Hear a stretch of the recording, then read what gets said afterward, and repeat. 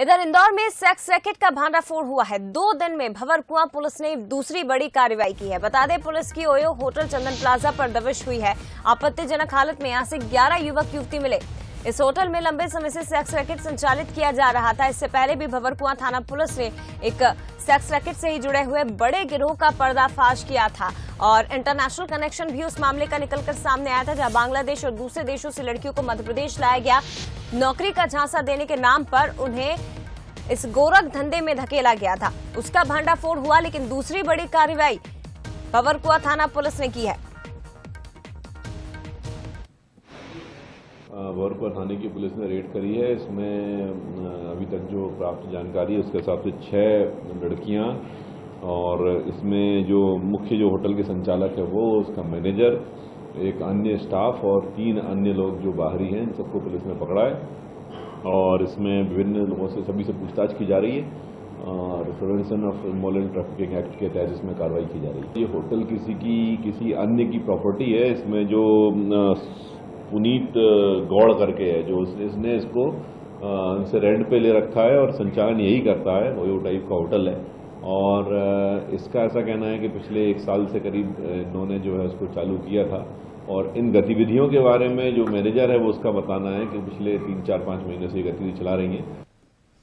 चलिए विस्तार से जानकारी लेंगे, सीधे इंदौर का रुख करते हैं। हमारे साथ संवाददाता अखिलेश सैनी यहाँ से लाइव जुड़ गए हैं। अखिलेश, 2 दिन में दूसरी बड़ी कार्रवाई और ये जिस तरह से लगातार मामले निकलकर सामने आ रहे हैं, सेक्स रैकेट के इंटरनेशनल कनेक्शन भी इनका सामने आ रहा है, क्या दर्शाते हैं ये मामले?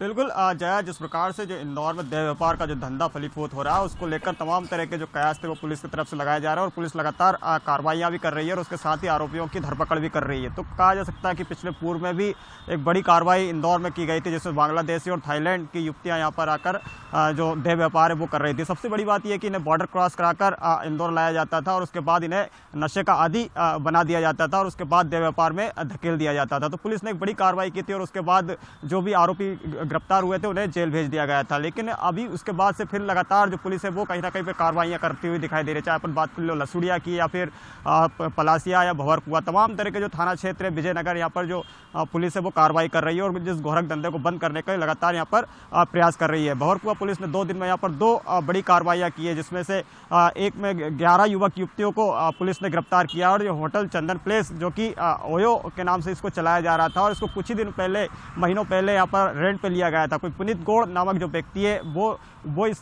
होटल को संचालित कर रहा था और उसमें अनैतिक जो गतिविधियां हैं वो संचालित हो रही थी। और उसके बाद पुलिस ने एक बड़ी कार्रवाई इंद्रपुरी में की थी होटल में, जहां पर जो पुलिस ने एक बड़े जो सेक्स रैकेट है उसको यहां पर भांडाफोड़ किया था, जिसमें 6 युवती और 3 युवक को गिरफ्तार किया था। इसमें से जो संतोष है मुख्य आरोपी वो फिलहाल फरार है। तो कहा जा सकता है जिस प्रकार से तमाम तरह के जो कयास है पुलिस की तरफ से वो किए जाते हैं और समय समय पर कार्रवाइयां भी की जाती है। तो पुलिस को मुखबिर के द्वारा सूचना मिलती है और उसके बाद पुलिस से जाकर कार्रवाई करती है। इसमें सबसे बड़ी बात ये निकलकर सामने है कि ये जो धंधा ये बंद कमरे में चलता है, तो पुलिस के लिए एक बड़ी चुनौती रहती है इन लोगों तक पहुंच पाना और उसके बाद पुलिस मुखबिर तंत्र को यहाँ पर तैनात करता है और उसी के आधार पर पुलिस यहाँ पर कार्रवाई करती है। तो एक बड़ी कार्रवाई भंवरकुआं पुलिस ने 2 दिन के अंदर इस देह व्यापार पर की है।